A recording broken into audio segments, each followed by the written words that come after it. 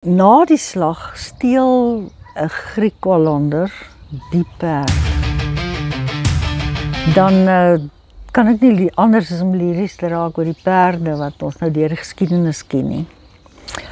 Daar in die Kaap, toe Lord Charles Somerset die perde na die Kaap gebring het, was daar 'n pragtige Palomino perd. 'n Palomino kleur is so geel perd.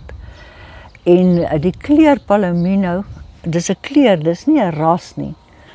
As jy byvoorbeeld 2 Palominos met mekaar kruis, dan kry jy nie 'n Palomino nie. Jy kry 'n perd wat geen pigment het nie. So jy moet nou mooi kyk watse perde sit jy met mekaar en wat kry jy dan as 'n Palomino perd. So 'n Palomino perd is 'n baie skaars perd. En so het Lord Charles Somerset die Palomino perd, wat 'n boer by hom koop, wat met die perd saamtrek met die voortrekkers. Baie betaal vir die perd, en die perd se naam is toe ook sommer Somerset.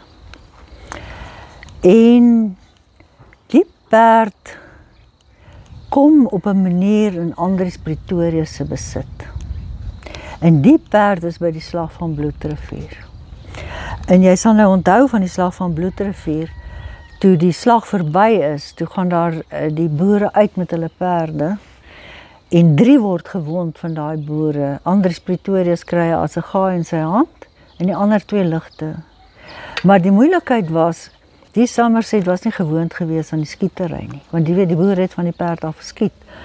En kyk, met daai voorlaaier, met daai knal wat daar uitkom, sê, is 'n vrees, 'n perd moet gewoond wees daaraan.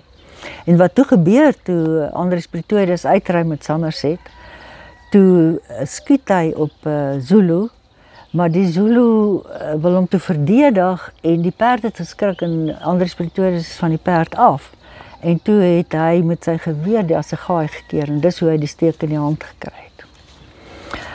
Maar na die slag steel 'n Griek-Hollander die perd by die voortrekkers en sit met hom af Kaapte.